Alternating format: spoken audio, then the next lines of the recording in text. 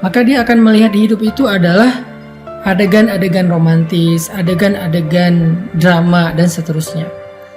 Begitu juga ketika kita menjadikan Al-Quran sebagai referensi kita.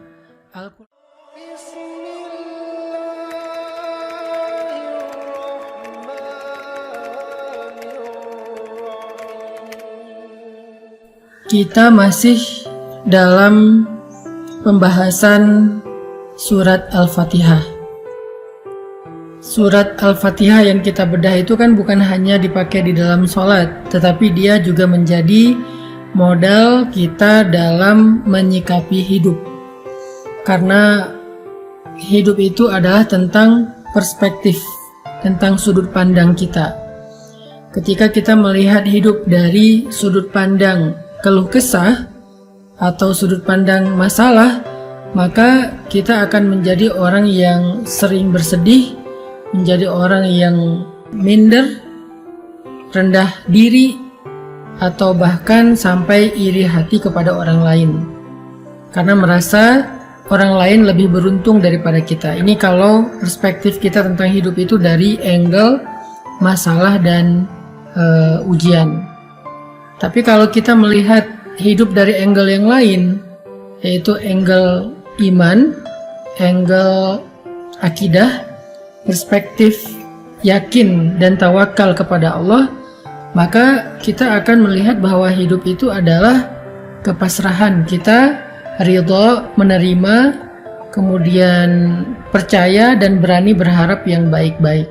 Makanya hidup itu diawali dari perspektif, dari sudut pandang apa yang kita ambil dalam melihat kehidupan kita. Dan sudut pandang itu salah satunya adalah dibangun dengan bacaan kita. Buku apa yang kita baca? Apa referensi kita? Apa yang kita dengar? Apa yang kita lihat? Apa yang kita pikirkan? Itu akan membentuk pola pikir dan perspektif kita tentang hidup. Sehingga kalau misalnya orang membaca buku tentang entrepreneurship, maka dia akan melihat banyak peluang-peluang usaha di dalam kehidupan dia. Bahkan dia bisa survive dengan modal dengkul karena dia membaca buku entrepreneur. Kalau dia melihat hidup itu dari buku sastra, dia banyak membaca buku-buku tentang novel atau sejarah, maka dia akan melihat hidup itu adalah adegan-adegan romantis, adegan-adegan drama, dan seterusnya.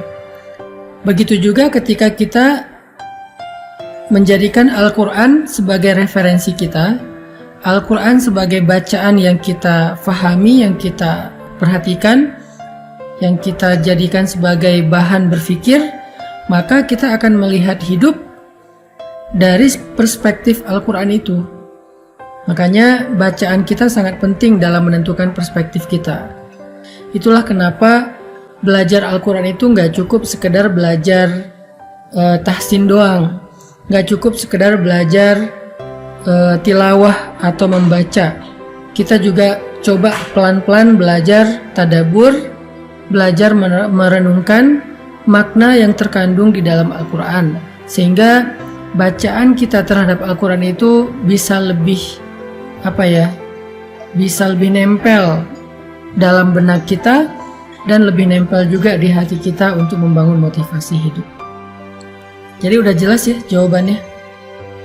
Apapun masalah kita, apapun konteks kehidupan yang sedang kita alamin, pada saat kita kebingungan, pada saat kita hilang arah, pada saat kita merasa bodoh, gak tahu apa-apa, lalu kita meminta petunjuk kepada Allah dalam menghadapi masalah kita, meminta petunjuk kepada Allah dalam menjalani ujian hidup kita, kita bilang ihdinas siratal mustaqim. Ya Allah, saya harus gimana? Beri saya petunjuk. Apa yang harus saya lakukan? Beri saya petunjuk. Allah jawab, dzalika, itu petunjuk yang kamu minta. Apa itu ya Allah? Allah perjelas lagi, Alkitab, Al-Quran, la raiba fih. Tidak ada keraguan, jangan pernah ragukan. Karena kalau mulai ragu, kita nggak akan ngikutin petunjuk itu. Hudan, Allah perjelas lagi, petunjuk lil muttaqin, bagi orang yang bertakwa, bagi orang yang taat, bagi orang yang pengen keluar dari masalah, bagi orang yang pengen dapat rezeki yang tidak terduga-duga, bagi orang yang pengen dimudahkan segala kesukarannya. Kemudian sekarang kita masuk kepada siratal ladzina an'amta 'alaihim ghairil maghdubi 'alaihim waladdallin. Jalan orang-orang yang telah Engkau beri nikmat kepada mereka, bukan jalan orang yang Engkau murkai, yang Engkau marahi, dan bukan juga jalan orang yang salah arah atau tersesat. Teman-teman yang dirahmati Allah Subhanahu wa taala, Allah tuh baik banget sama kita. Allah tuh serius banget pengen memberi kita petunjuk. Allah tuh serius banget pengen membimbing kita dalam menjalani hidup. Allah tuh serius banget pengen nolong kita. Allah tuh serius banget pengen membawa kita keluar dari masalah. Saking seriusnya Allah menjelaskan petunjuk agar kita nggak salah. Allah menjelaskan petunjuknya itu nggak cukup dengan Alkitab, Al-Quran, tapi Allah perjelas lagi, selain Al-Quran, selain Alkitab, petunjuk itu bisa kita pelajari dari teladan orang-orang yang Allah ridhoi. Di sini pesannya, Allah pengen kita menjadikan Al-Quran sebagai petunjuk itu dengan cara mencontohi orang-orang sebelum kita. Jadi selain memang kita pakai ini sebagai kompas, kita pakai ini sebagai panduan, sebagai map, Allah juga bilang ada jejaknya loh, kamu tinggal ikuti aja jejak itu. Jejak siapa? Jejak alladzina an'amallahu alaihim, orang-orang yang Allah beri nikmat. Nikmat apa? Nikmat iman. Nikmat apa? Nikmat nubuwah kenabian. Nikmat apa? Nikmat risalah syariah. Nikmat apa? Nikmat Islam. Nikmat apa? Nikmat ibadah. Nikmat apa? Nikmat dakwah. Nikmat apa? Nikmat radhiyallahu anhum wa radu an. Nikmat mendapatkan ridho dari Allah Subhanahu wa taala. Dan yang terakhir nikmat apa? Nikmat dijamin masuk surga. Itulah orang-orang yang kita perlu ikuti jejaknya.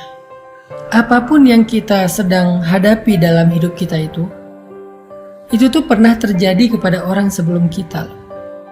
Sehingga tugas kita adalah kalau pengen dapat petunjuk, kalau pengen dapat contoh, kalau pengen dapat semacam model untuk kita tiru, kata Allah udah ada tuh. Siratal ladzina an'amta 'alaihim. Apa masalah kamu? Ya Allah, saya punya masalah dengan orang tua, belajar dari Ibrahim. Ya Allah, saya punya masalah dengan anak, belajar dari Nuh. Ya Allah, saya punya masalah dengan istri, belajar dari Lut. Ya Allah, saya punya masalah dengan suami, belajar dari Asiyah. Ya Allah, saya punya masalah sebagai jomblo, cowok, banyak godaan dari cewek-cewek sekitar saya di kampus, di tempat kerja, belajar dari Yusuf.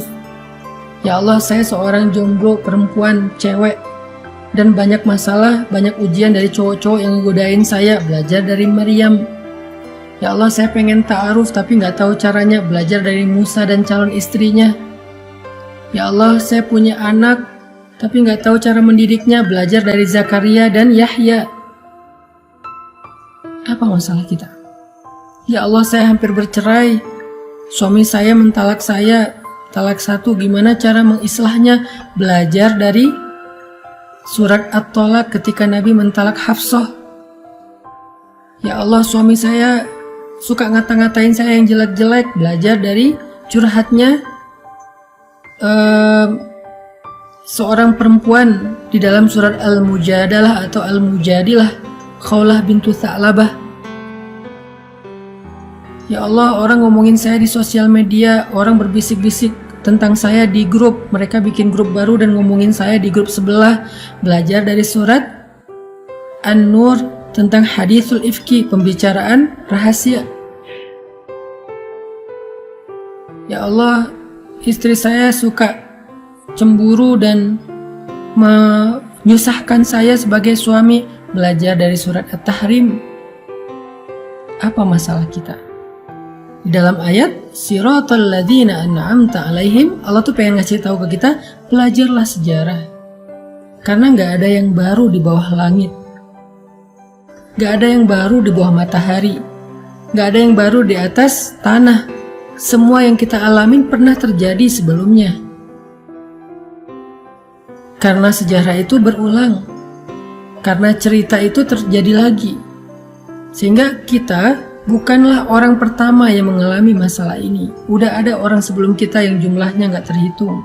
Sehingga kita akan menemukan siapa yang orang yang lurus, siratal ladzina an'amta alaihim, sehingga kita tiru. Siapa yang salah jalan, sehingga kita hindari. Tugas kita adalah belajar dari mereka, mencari tahu apa sih rahasia mereka sehingga bisa keluar dari masalah itu. Apa sih kunci mereka survive dari ujian itu? Apa sih langkah-langkah konkret yang mereka lakukan sehingga mereka bisa sukses? Bisa Allah selamatkan dari berbagai macam keburukan. Lalu setelah kita tahu, ulangi, lakukan hal yang sama. Maka kita akan mendapatkan hasil yang sama.